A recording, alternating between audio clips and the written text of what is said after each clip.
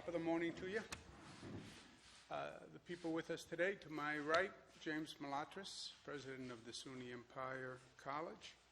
To my left, Melissa DeRosa. To her left, Robert Mejica, budget director.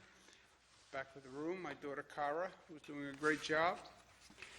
Let's talk to you about what's going on today. First, what I try to communicate in these briefings are the facts of the situation. And facts can be uplifting, they can be depressing at times, they can be confusing at times, but I think facts are empowering. You know, in a situation like this, not knowing the facts is worse, because that's when you feel out of control, or when you feel that you're getting selective facts, or you're being deceived by the information you're getting. That is actually the worst situation. So what I say to my people in every situation, just give me the facts first, and then let me understand what the situation and the reality is, and then we'll go from there. So that's what I try to do. The facts on this situation are increasingly important on two levels: public health, but also the economic facts. We've been focusing on the public health facts and the response of the public health system to the virus. More and more, we now have to deal on two fronts. We have to deal with the public health situation, but we also have to deal with the economic situation. And I'll get to that in a moment. Public health, we've had a two-prong agenda, which we've been pursuing aggressively. We still are. Flatten the curve, so you reduce the flow into the hospital system, at the same time increase the hospital capacity. What we're looking for is not a reduction in the number of cases. We're looking for a reduction in the rate of the increase in the number of cases, right? That's what comes first when you're starting to make progress. The rate of increase should reduce, as opposed to the number of absolute cases.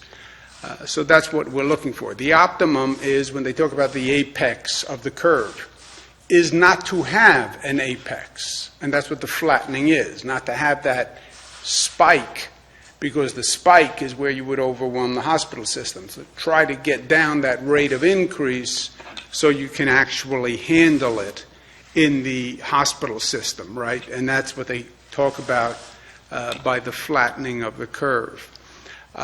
Just as an aside, Dr. Anthony Fauci has been so kind and helpful to me. I speak to healthcare professionals all across the globe, literally. But Dr. Fauci, I think, is just brilliant at this, and he has been so personally kind. I call him late at night. I call him in the middle of the night. I call him in the morning, and he's been really a friend to me personally in the state of New York. So this is all about getting that curve down and not overwhelming the hospital system. Almost any scenario that is realistic will overwhelm the capacity of the current healthcare system. So, little reality. Keep the curve down as low as you can. But you cannot get the curve down low enough so that you don't overwhelm the hospital capacity. So any of these scenarios, we have to increase the hospital capacity. And that's why we're literally adding to the hospital capacity every way we can. That's what the Javits Hospital is about. That's what the Stony Brook Hospital is about. That's what Westchester Convention Center, that's what the old Westbury additional site is. We're also scouting new sites now, all across primarily the downstate area of this state for possible sites. Our goal is to have a 1,000 plus overflow facility in each of the boroughs downstate in the counties.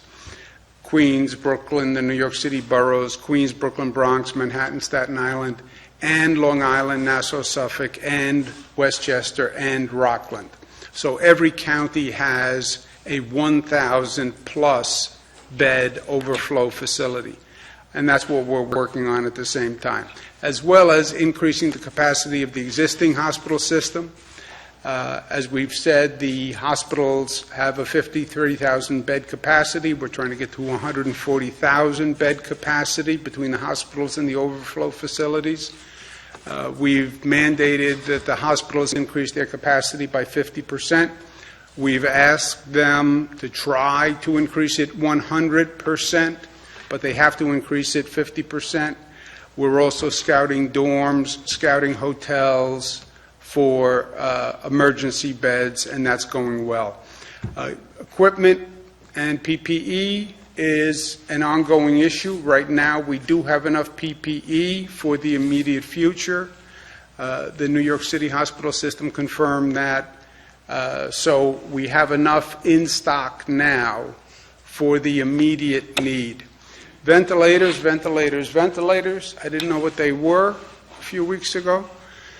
Besides the cursory knowledge, I know too much about ventilators now. We're still shopping for ventilators all across the country. We need more. We have approved the technology that allows one ventilator to serve two patients, what they call splitting, which is where you add a second set of tubes to a ventilator to do two patients. It's not ideal, but we believe it's workable. We're also converting anesthesia machines to ventilators. We have a couple of thousand anesthesia machines in our hospitals, and we're converting them to work as ventilators. Why is there such a demand on ventilators, and where did this come from? It's a respiratory illness for a large number of people. So they all need ventilators. Also, non-COVID patients are normally on ventilators for 3 to 4 days. COVID patients are on ventilators for 11 to 21 days. Think about that. So you don't have the same turnaround in the number of ventilators. If somebody's on a ventilator for 3 or 4 days, that's one level of ventilators you need. If somebody's on for 11 to 21 days, that's a totally different equation. And that's what we're dealing with. The high number of COVID patients and the long period of time that they actually need a ventilator. We're also working on equalizing and distributing the load of patients. Right now, the number of cases is highest downstate New York. So we're working on a collaboration where we distribute the load between downstate hospitals and upstate hospitals, and we're also working on increasing the capacity for upstate hospitals. Shifting now to a totally different field, the economic consequences of what's going on, which have just really gelled after what the federal government has done, and we were waiting for the federal action to determine where we were from a point of revenues and economics. What's happening to a state government, any state, what's happening to a city government is a double whammy. You have increased expenses because of the COVID virus, and you have a tremendous loss of revenue because all those businesses are closed, right? And all those people are out of work. People are out of work, they're not earning income, they're not paying income tax. Businesses are closed, they're not making money, they're not paying business revenue. So we're spending more to take care of the COVID virus, and we're receiving less. In the middle of all this, we have to balance a budget. So how do you do a budget when you have expenses going out and a loss of revenue? We estimate the loss of revenue is somewhere between $10 to $15 billion, which, all these numbers are hard to give a context. That is a ton of money for the state of New York's budget. We were waiting to see what the federal government did before we determined what we had to do, because water flows downstream, right? If the federal government had taken an action that helped state governments, city governments, etc., that would have put us in one situation. We now know what they've done. They passed their $2 trillion stimulus bill. They say maybe they'll come back and there'll be another bill, but maybe. But we know what they did do with the stimulus bill. The stimulus bill helped unemployment insurance, and that is a good thing. It helped small businesses, and that is a good thing. It did not help local governments or state governments, and it did not address the governmental loss. And the federal officials, the ones who are being honest, will admit that. New York State receives $5 billion from the stimulus, New York State government. And it's earmarked only for COVID virus expenses, which means it does absolutely nothing for us in terms of lost revenue to the state. The only thing it's doing is helping us on the COVID virus expenses, which is nice, but the bigger problem is on the lost revenues. The congressional action, in my opinion, simply failed to address the governmental need. I spoke to all the officials involved. I spoke to our House delegation. I spoke to our senators. And I believe what they did failed to meet the governmental need. I'm disappointed. I said I was disappointed. I find it irresponsible. I find it reckless. Emotion is a luxury, and we don't have the luxury at this time of being emotional about what they did. When this is over, I promise you I'm going to give them a piece of my mind, but I would say to them today, this is an extraordinary time in this nation, and it's an extraordinary time for government. This was the time to put politics aside and partisanship aside. This is the time for governmental leaders to stop making excuses and just do your job. Do your job. We're one nation. You know the places in this nation that have the most intense problems. Address the places that need the help. And this is not a time to point fingers. This is not a time to make excuses. This is not a time to blame everyone else. We've lived with that in Washington for years. Now is the time to actually step up, do the right thing, and do your job. And they haven't, as far as I'm concerned, especially when it comes to the governmental need. In any event, we have to do a budget. And the budget is due April 1. So the only responsible course for us is, number one, we have to address this revenue loss. We know the revenues are down. We don't know how much. We don't know when the economy comes back. We don't know the rate at which the economy comes back. And we don't know what Washington may do to address this situation in the future, if anything. So you don't know, you don't know, you don't know, and you don't know. But you have to do a budget with all those unknowns. Address them realistically. And how do you address them realistically? First, we're going to adjust down our revenue projections for the initial budget. And then what we're going to do, which is something we've never done before, is we're going to adjust the budget through the years to reflect the actual revenue. Meaning, we'll say on day one, okay, we intended to give you $100. We don't have $100, so we're going to give you $95. But I can only give you $95 if I get $95. And I'll let you know quarterly, or whatever the period of time is, how much money I'm getting and how much I can give you of the 95, and therefore you can plan accordingly. And that's, frankly, the only way that you can do this budget when you have so many unknowns. So adjust the initial number down, and then have periods through the course of the year where you say to school districts, local governments, etc., this is how much we actually received, This is what the federal government did. It's what the federal government didn't do. The economy's coming back faster. The economy's coming back slower. But these are the actual numbers, so you can adjust your budget accordingly.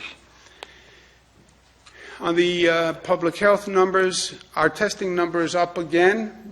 We did 18,650 tests. This was just a massive mobilization, operational undertaking. We had never done it before. You now have to set up all these drive-throughs. You have to set up all these testing facilities. And we're testing more than any state in the country. We're testing more per capita than South Korea, more per capita than China. It really is amazing what we're doing. And the testing is important. The testing is still helping you identify the positives and isolate the positives. The testing is not telling you how many people have the virus. And I think a lot of people conflate the two, and that's a mistake. It's not even telling you the increase in the rate of infection. All it's telling you is you're increasing the number of tests. And the more tests you do, the more positives you will find. And we're working very hard to increase the number of tests because we want to find the positives. This is the really bad news. The number of deaths is increasing. It's bad news because people are dying. And that's the worst news you can have. It is not bad news in terms of it being unexpected. What's happening is people who were infected, who came into the healthcare system, have been on ventilators. The longer you are on a ventilator, the more probability of a bad outcome. We now have people who have been on a ventilator for 20 days, 30 days. The longer you are on a ventilator, the more likely you're not going to come off the ventilator. And that is what is happening. Because we do have people who have been on for quite a period of time. And those are the people who we are losing. That has always been the way. The longer stays without recovery lead to a higher death rate, right? And that's not just COVID, that's any medical situation that you've dealt with. That is the natural consequence. When you have older, sicker patients who are staying on ventilators longer, they usually have a worse outcome, right? And I think people get that from their usual experience. What we're seeing now is that is happening.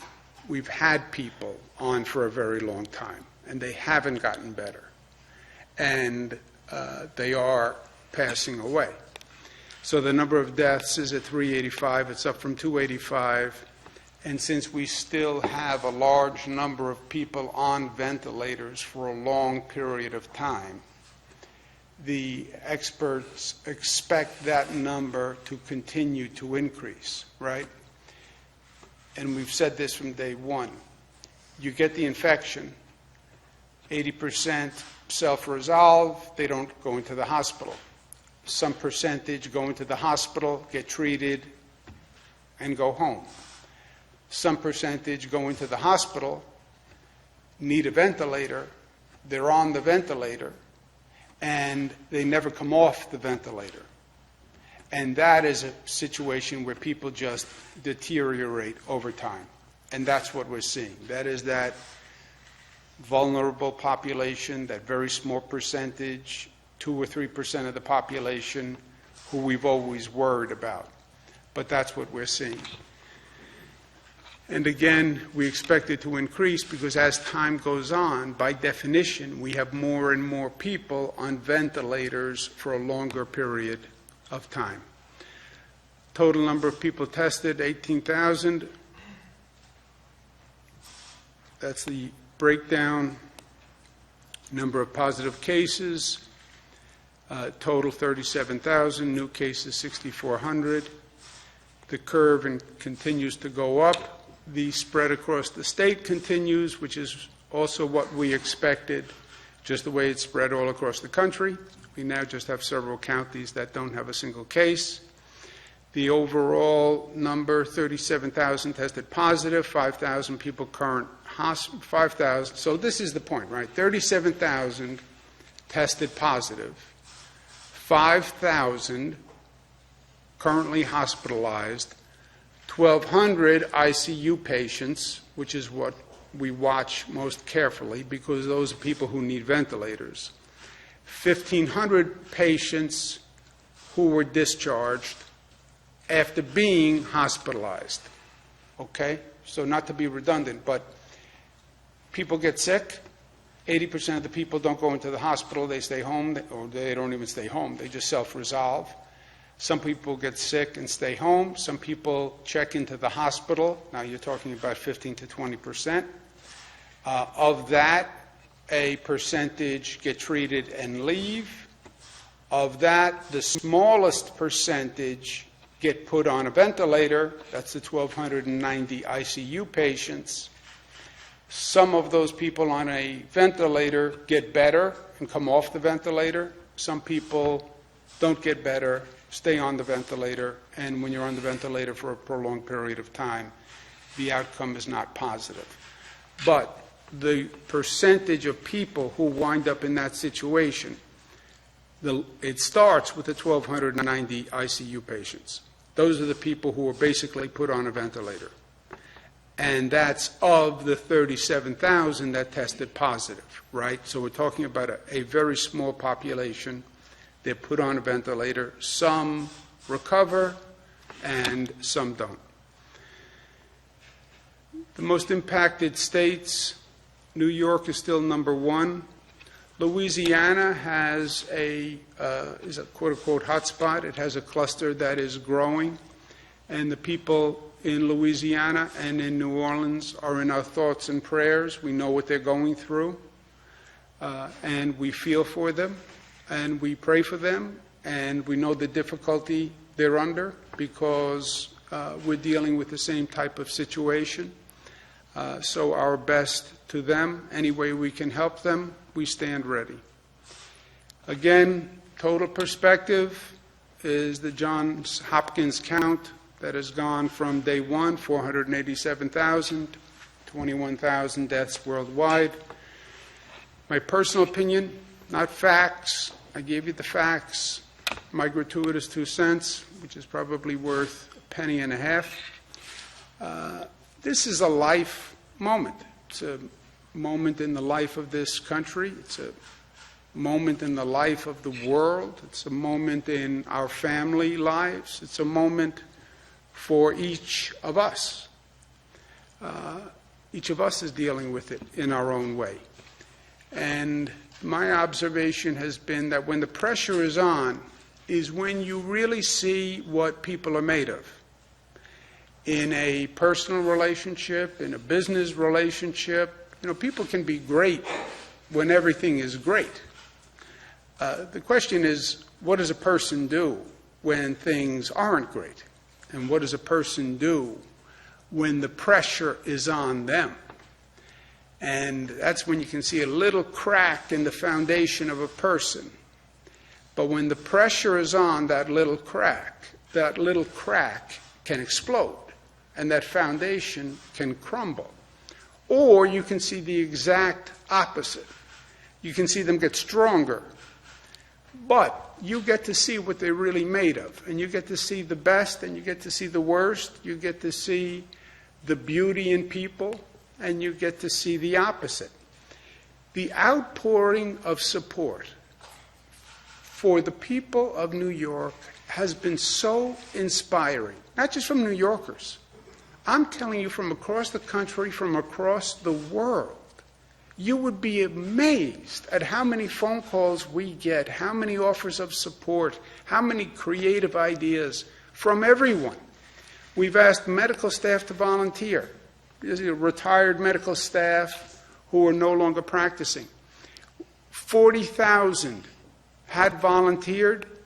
We now have 12,000 more people in one day volunteering to help on the medical staff. We asked mental health professionals to come forward to volunteer to offer free mental health services for people who are dealing with the stress and the trauma of the situation. We had 6,000 people. We now have 8,600 people. We have mental health professionals from other states calling up and saying they'll provide mental health services electronically, through Skype or over the telephone. I mean, it really is, it's just, it gives me such strength and such inspiration. But I don't want to sugarcoat the situation. The situation is not easy. But easy times don't forge character. It's the tough times that forge character. And that's what we're looking at right now. All right, New York State Governor Andrew Cuomo holding a press briefing in New York with an update on the novel coronavirus outbreak. We thank you so much for joining us here on WNY News Now. We have a secondary stream of that provided on our YouTube page if anyone wants to watch. But right now here on Facebook, we will dip back to our scheduled News at Noon program where Jamestown Mayor Eddie Sundquist will join us in just 7 minutes. And we have an update on the local effort to contain the novel coronavirus here. That starts right now on Facebook. All you got to do is refresh your page as soon as this broadcast ends.